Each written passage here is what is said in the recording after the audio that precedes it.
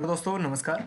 स्वागत है आपका चाणक्य ग्रुप ऑफ इकोनॉमिक्स में। दोस्तों, आज के इस वीडियो में हम डिस्कस करेंगे मैथमेटिकल इकोनॉमिक्स के दो इम्पोर्टेंट टॉपिक्स। आज हम बात करने वाले हैं कंज्यूमर सरप्लस के बारे में और प्रोड्यूसर सरप्लस के बारे में। तो अगर हम देखें, ये दोनों ही क्वेश्चन काफ़ी इंपॉर्टेंट हैं। और अगर आप चाणक्य ग्रुप ऑफ इकोनॉमिक्स में नए यूजर्स हैं तो चैनल को सब्सक्राइब कर लीजिए और बेल आइकन को भी प्रेस कर दीजिए ताकि चाणक्य ग्रुप का नेक्स्ट वीडियो का नोटिफिकेशन आपके पास डायरेक्टली आ सके। दोस्तों, अगर आप ऑनलाइन बैचेस ज्वाइन करना चाहते हो तो आप वो भी कर सकते हो। उनकी रजिस्ट्रेशन जो है 10th ऑफ जनवरी टू 24th ऑफ जनवरी तक है और जो ऑनलाइन क्लासेस हैं वो शुरू हो रही हैं 27th ऑफ जनवरी से।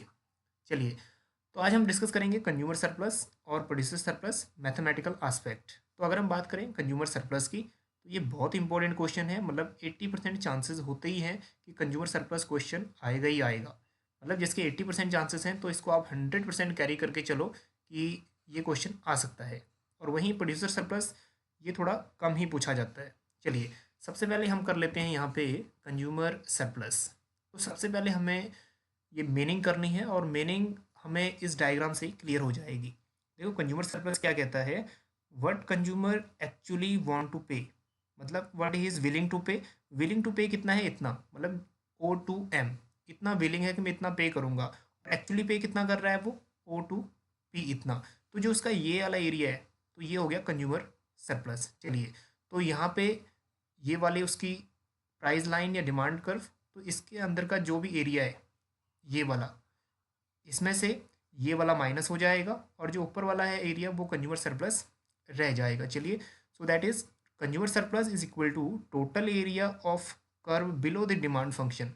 डिमांड फंक्शन के नीचे जितना ही एरिया है वो from zero to x0, zero से x0 इस साइड यहाँ तक, और वहाँ से दैट इज माइनस, इसको हम माइनस कर देंगे the area of rectangles O P1 C and C, इतना ये माइनस हो जाएगा और ये बच जाएगा अपने पास कंज्यूमर सरप्लस। चलिए, अब जो मैथमेटिकल इसका एक फॉर्मूला है वो है ये वाला, that is integrated x0 zero and p, जो इक्वेशन होती है प्राइस इक्वेशन p, उसको डेरिवेटिव x के साथ कर देना है dx minus price and quantity that is x। तो ये है इसका फॉर्मूला, ये तो आपको याद रखना ही है। चलिए, अब हम कर लेते हैं सॉल्व इसके न्यूमेरिकल वैल्यूज़। तो ये वाला क्वेश्चन बिल्कुल लेटेस्ट है और ये दिसंबर 2018 में क्वेश्चन आया था ये। तो ये वाला तो यहाँ पे हम इसको दो भागों में डिवाइड कर लेते हैं। चलिए, तो सबसे पहले हम इसकी इक्वेशन यहाँ पे नोट डाउन कर लेते हैं। p is equal to 27 minus 3x minus x square, और जो यहाँ पे x दी हुई है वैल्यू है 3। चलिए, अब हम देखते हैं डायग्रामेटिकली कि ये क्या पूछ रहा है और क्या पूछना चाहता है। तो अगर हम इसको डायग्रामेटिकली प्लॉट करें तो यहाँ पे ये होगी डिमांड कर्व, इतनी वो विलिंग है और इतना एक्चुअली पे कर रहा है P, और ये वाला x, तो ये x0 ये P0। चलिए, अब हमें जो P लाइन है, ये वाली लाइन तो इक्वेशन दी हुई है, ये वाला है ये वाली, और जो x है ये भी ऑलरेडी दी हुई है। इसकी वैल्यू कितनी दी हुई है, यहाँ से यहाँ तक इसकी वैल्यू दी हुई है 3। अब हमें फाइंड आउट करनी है इस P0 की वैल्यू कितनी है। तो P0 की वैल्यू कैसे निकलेगी, तो यहाँ पे इसको निकालने के लिए x इक्वल टू 3 है, तो जहाँ जहाँ भी x है वहाँ वहाँ पुट कर दो 3। तो यहाँ पे 27 माइनस 3 ये x है, इसकी जगह हम यूज़ कर देंगे 3 माइनस ये x है, x की जगह वैल्यू यूज़ कर देंगे 3/2। चलिए, दैट इज़ इसको सॉल्व कर देंगे आगे। 3 मल्टीप्लाई बाई 3 9 एंड 3 का स्केयर 9।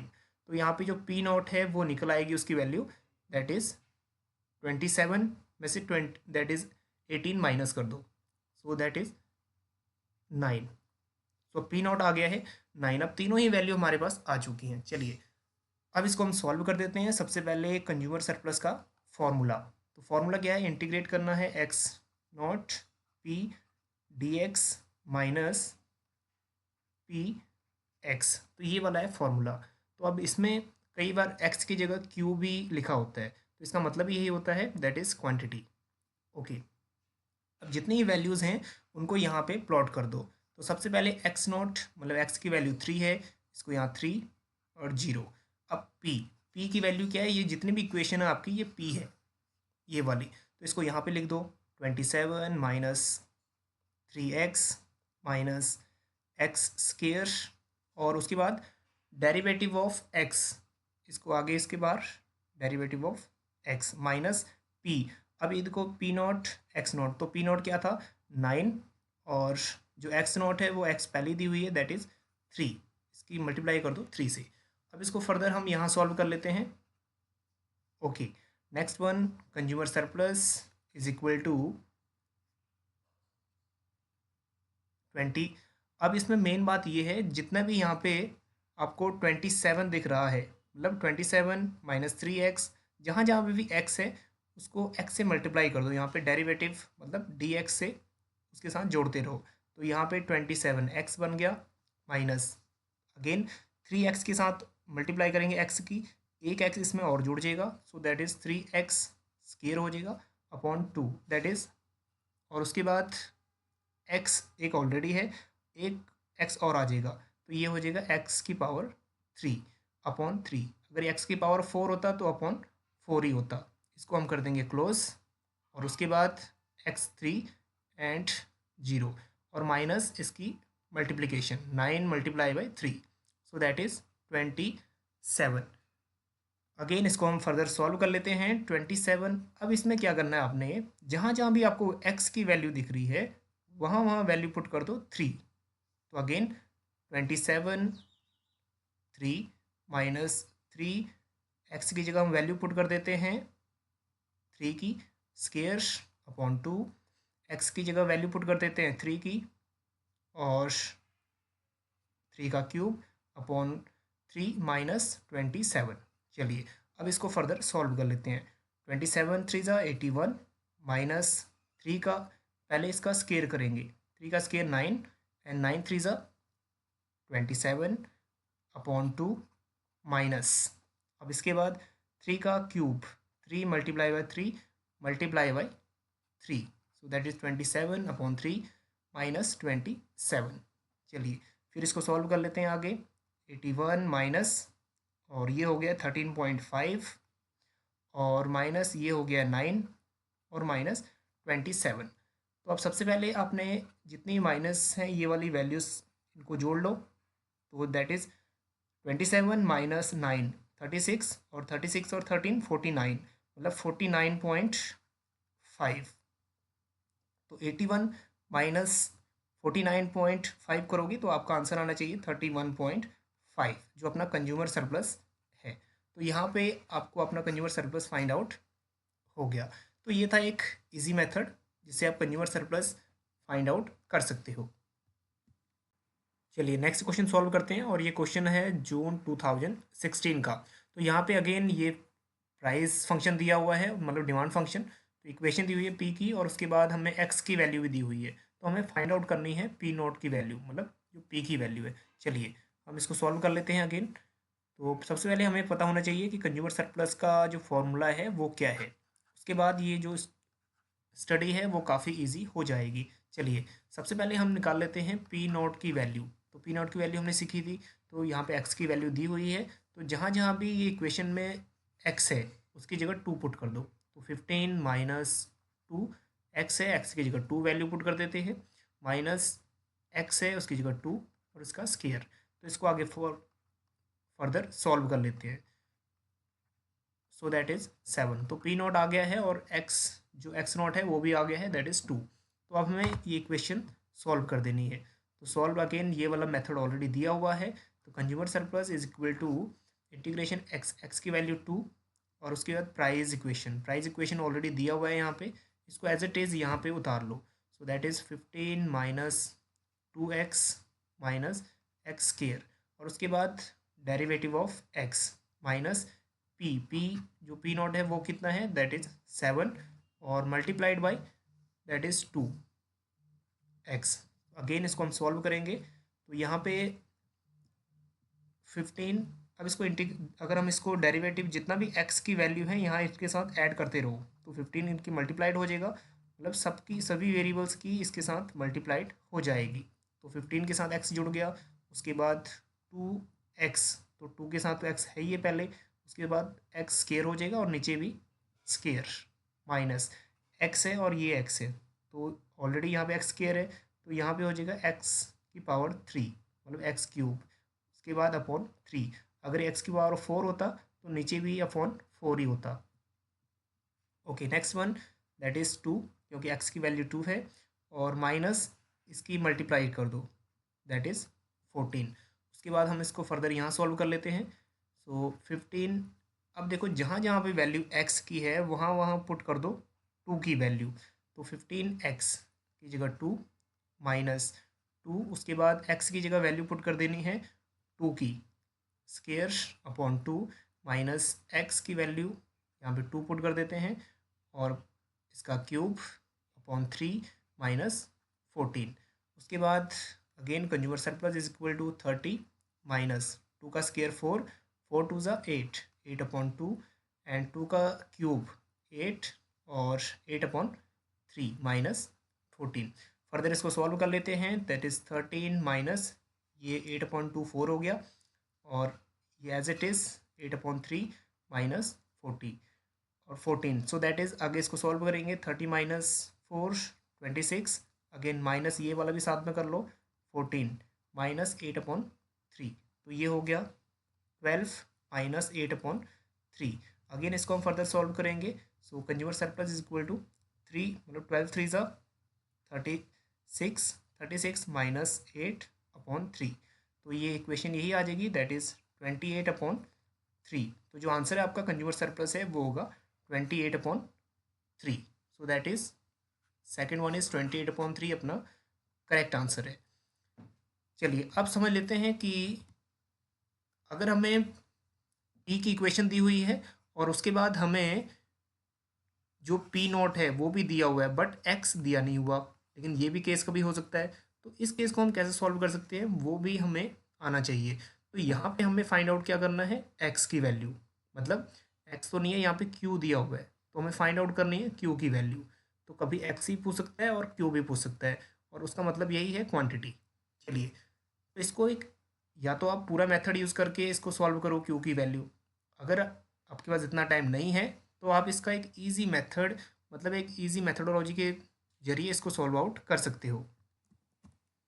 तो यहाँ पे सबसे पहले जो आपके पास पी इक्वेशन है वो लिख लो, that is P is equal to 25 minus 5 Q, और उसके बाद कह रहा है जो पी इज इक्वल टू है 5 है। अब इसका मतलब क्या हुआ, देखो इस इक्वेशन का 25 minus 5 Q is equal to P है, और जो पी है उसकी वैल्यू 5 है, तो मतलब यहाँ एक इंडिकेशन आपको लगानी है कि इसका इसके साथ मल्टीप्लाई हुआ है, तो मतलब कौन से वेरिएबल के साथ अगर इसके साथ मल्टीप्लाई हो जाए कि इसका 20 आ जाए, तो इसलिए ना 25 माइनस 25 होता है। तो यहाँ पे एक आपने मेथोडोलॉजी यूज़ करनी है कि किस वेरिएबल से यूज़ मल्टीप्लाई करें 5 को कि 20 आ जाए, तो यहाँ पे डायरेक्टली जा रहा है 4, मतलब 4 से मल्टीप्लाई करोगे तो आ जाएगा 20, तो again 25 minus 20 is equal to 5। तो अगेन पी आपको फाइंड आउट हो रखा है पहले, दैट इज, और पी आपको फाइंड आउट हो रखा है पहले 5। तो यहाँ पे आपकी जो वैल्यू है क्यू वो फाइंड आउट हो गई है, जो क्यू नोट है वो है 4। चलिए, अब आपकी स्टडी और ज़्यादा इजी हो जाएगी। इसके बाद जो इसका फॉर्मूला है वो पुट कर दो, P D Q minus P Q. अब यहाँ पे हमने एक्स की जगह क्यू यूज़ कर दिया, तो अगेन तो यहाँ पे फर्दर इसको सॉल्व कर लेते हैं।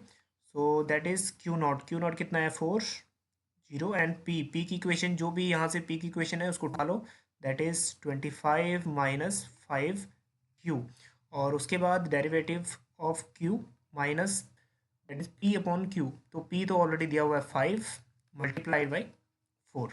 चलिए इसको आगे सॉल्व कर लेते हैं, तो consumer surplus is equal to, अब यहाँ पे जो क्यू वेरिएबल है इनके साथ ऐड कर दो क्योंकि मल्टीप्लाई कर रहे हैं हम, तो 25 क्यू माइनस 5 क्यू, क्यू एक ऑलरेडी है तो इसमें लग जाएगा क्यू स्क्वेयर, और नीचे भी आ जाएगा अपॉन 2, तो यहाँ पे 2 दैट इज़ क्यू की वैल्यू है 4, तो 4 एंड 0, चलिए माइनस 20, क्योंकि 5 multiply by 4 that is 20।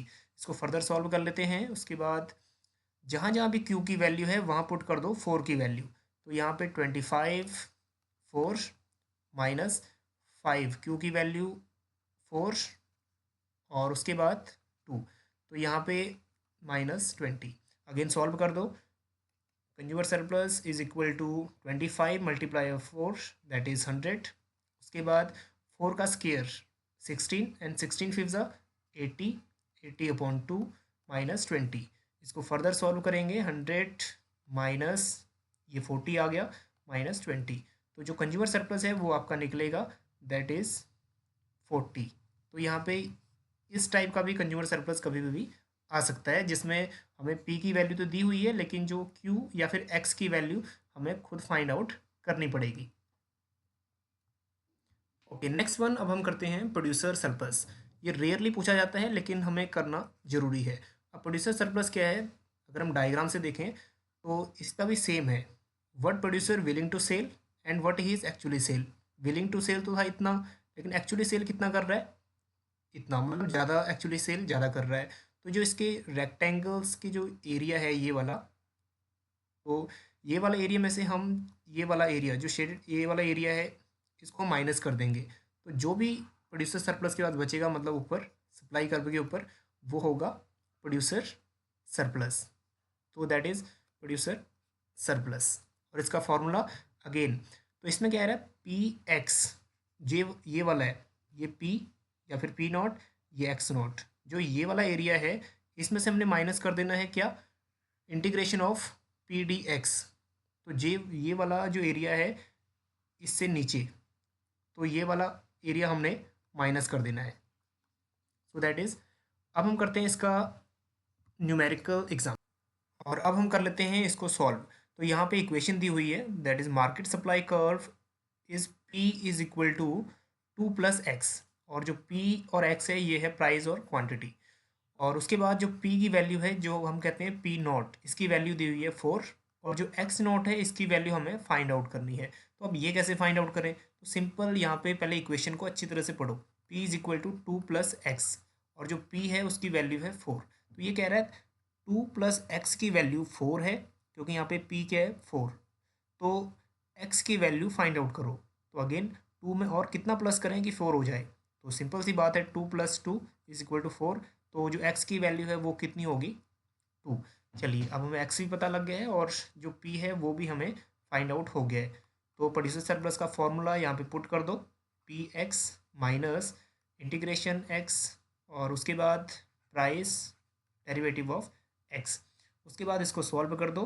P multiply by x, P की वैल्यू दी हुई है 4 और मल्टीप्लाई बाई एक्स की वैल्यू दी हुई है 2 माइनस, और एक्स की वैल्यू है 2 और प्राइस, जितने भी यहाँ पे पी इक्वेशन है ये वाला इक्वेशन है इसको यहाँ ले आओ 2 प्लस एक्स और उसके बाद derivative of x D x. अब नेक्स्ट में इसको सॉल्व कर दो, 4 मल्टीप्लाई बाई 2 8 माइनस, और उसके बाद यहाँ पे जितने भी एक्स की वैल्यू है मल्टीप्लाई कर दो अलग अलग वेरिएबल से। अब 2 की मल्टीप्लाई हुई एक्स से तो ये हो गया 2x प्लस एक्स की मल्टीप्लाई हुई एक्स के साथ तो ये हो गया एक्स स्केयर अपॉन 2, और उसके बाद एक्स की वैल्यू 2, तो अगर इसको अगर हम फर्दर सॉल्व करें तो 8 माइनस, तो जहाँ पे भी यहाँ पे एक्स की वैल्यू है उसमें पुट कर दो 2, तो अगेन ये हो जाएगा दैट इज़ 2 प्लस एक्स की जगह हो गया 2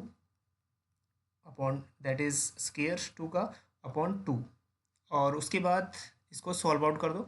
हम यहाँ सॉल्व कर लेते हैं, producer surplus is equal to 8 minus ये हो गया 4 और 2 का स्केयर दैट इज़ प्लस 2 का स्केयर हो गया 4, 4 अपॉन 2, अगेन 8 माइनस 4 प्लस 2, तो अगेन ये हो गया 6, मतलब दोनों 4 प्लस 2 6 और 8 माइनस 6 इज इक्वल टू 2, तो प्रोड्यूसर सरप्लस यहाँ पे हो गया दैट इज़ 2। तो ये था एक इजी मेथड जिससे हम प्रोड्यूसर सरप्लस भी फाइंड आउट कर सकते हैं और कंज्यूमर सरप्लस भी फाइंड आउट कर सकते हैं।